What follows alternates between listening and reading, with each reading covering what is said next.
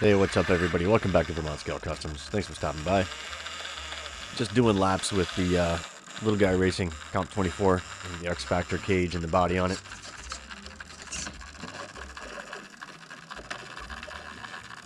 Start out with a good pull-up, which I do again later in the video, and it's actually a little bit steeper and more vertical than that one.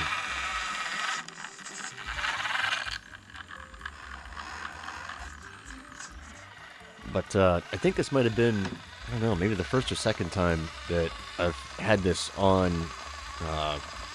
This is the first time that I've had this on the course since I added some inches of vertical height to this. So none of these climbs had been done yet. I decided to throw this thing on there and figure out what it was going to do. Heating up those tires, trying to find the line. And this remains, I think, one of 3 rigs that I have that can actually pull this line. I need to get into it a little bit more with 2 other ones, the comp rigs. They have done it. I just haven't really focused that much time on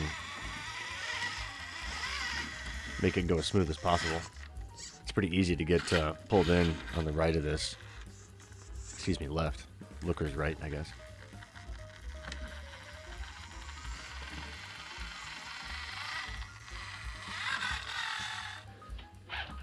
And this is kind of coming up right behind where that is. This is what I call the cliff dive. This is going up the cliff dive. And it takes, again, a second to kind of get the tires heated up a little bit.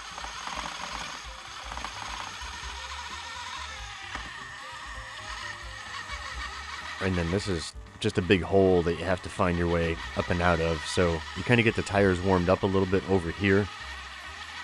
And then you hop on this rock to the left and pull yourself in.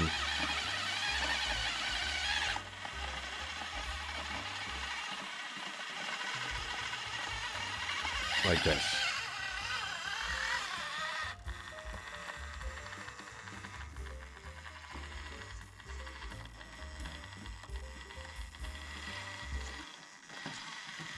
This truck would benefit from running some ultra high clearance links in the back. I think even that would cure some of its breakover woes.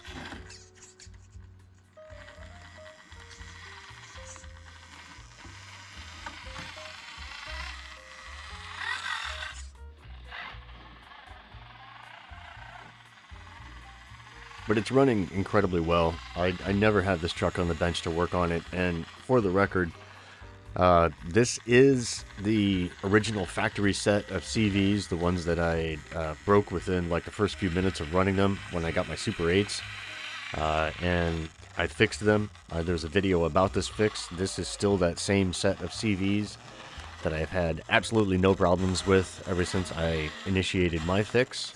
So if you are interested in seeing what that's all about, there's a link in the description down below. A lot of people just go and spend the money on getting new CVs, but if you want to make your originals work, you can. There is a way to do it. Just requires a little bit longer pin material to keep the cover of the CV in place. That's what happens. That's too loose. The pin tolerance isn't there. It doesn't friction fit against it, so that cover slides off, the pin pops out, and the next thing you know, your CV is broken. So I figured it out that if you make it just a matter of a couple of hundredths of millimeters longer and friction fit that cup over the top of it to where it grabs both sides of the pin sticking out of the tang there, it works just fine. So yeah.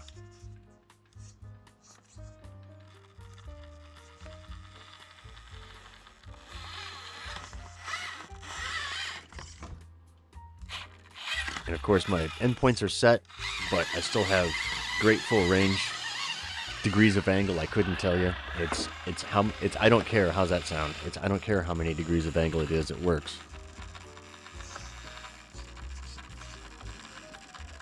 No limiting straps on this one either. It seems to settle in pretty nicely when it wants to and not be forced in. Sometimes I like that little bit of extra reach. It lets the back end do what it still needs to do.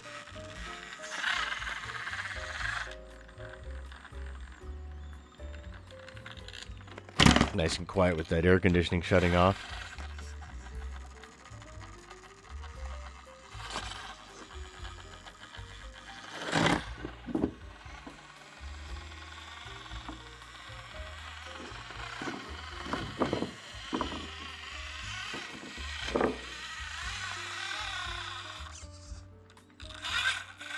All right. A couple of backups. Like I said in a couple of videos ago, it's not all pristine editing. In fact, I've kind of gotten away from wanting to do any of that. Just kind of show you the guys the raw footage.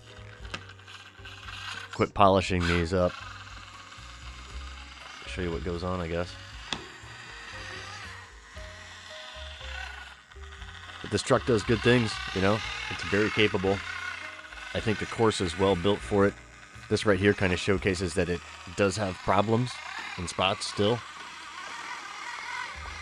It can take some work and effort, but it still makes it through.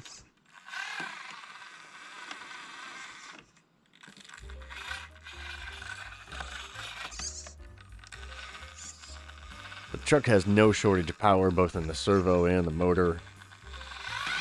Clearance is good, traction's awesome. It's just all about learning how to drive these things whenever they're finally built and up and running and they're tuned well enough. I'm sure somebody probably could tune this thing even further, but I like it exactly the way that it is. It's my TF2 of my 24 scale stuff. It's my old reliable for sure. And first descents here, never had didn't even know what was going on with this, what it was going to take. And it just drives like you want it to.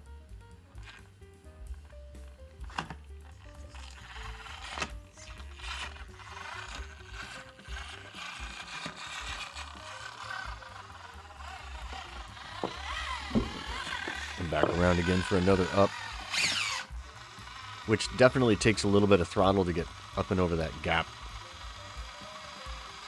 Still got to heat up the tires.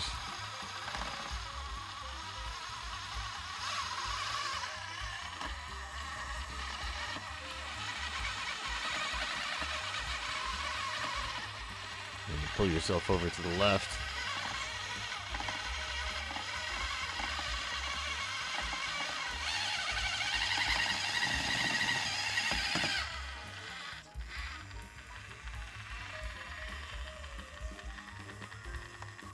This is a fun climb. This is good. This challenges this truck exactly the way it needs to be challenged.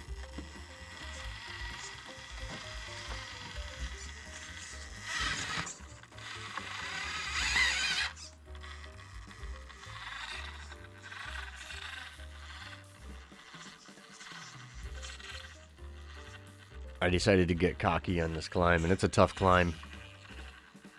Or descent, I should say. Of this tough climb. Doesn't work out. Alright, so this, I think is the first. Pretty sure. It's been up this before, but without the additional 5 or 6 inches of height that it has now.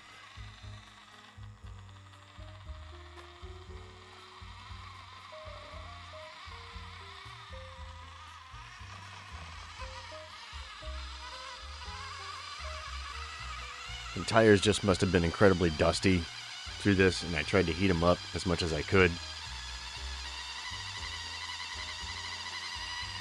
But I didn't want to drive any further up. I wanted this line further out to see if it was capable of getting it.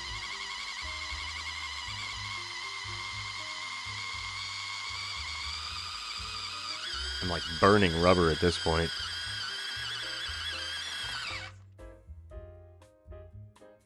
So, attempt number 2.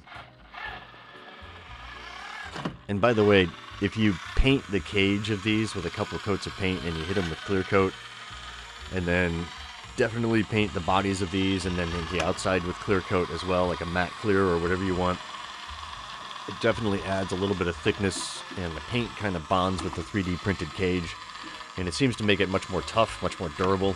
I've rolled this thing so many times, and thankfully I have never broken any part of the cage. I've never lost a cross member, anything like that. Never cracked the Lexan.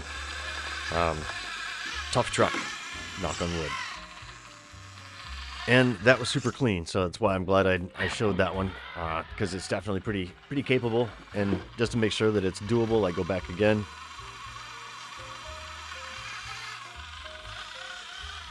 One thing I haven't done was flip the Trench Kings around to find out if they're any better in reverse. Like, I run at least 3 other sets of tires in reverse that are designed to have essentially a forward-facing pattern like that.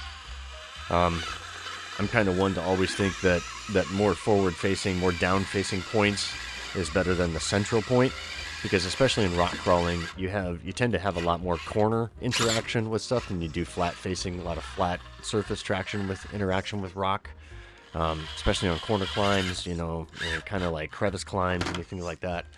It really is the flat surface, unless you're traversing like this.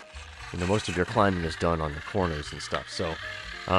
yeah, these just seem to work, and so I'm trying to think maybe I might flip them around at some point and find out if there's any major difference, see if I notice any. I'll let you know. Anyway, coming up on the last few seconds here. Thanks for sticking around if you have for this long. Kind of a bit of a long one on this, but this truck just seems to run and run and run. And I like that without any problems. It's good. If you haven't got one, get on the list. I'm pretty sure that everything is currently fully restocked. I keep getting notifications all the time that they got stuff. They want our money. Little guy, if you're ever watching this and you ever want to sponsor a channel, I know that you guys don't. You sponsor drivers, but anyway, you can always send me stuff. I'll talk your product up, that's for sure. Anyway, see you later. Thanks for watching. Take it easy out there.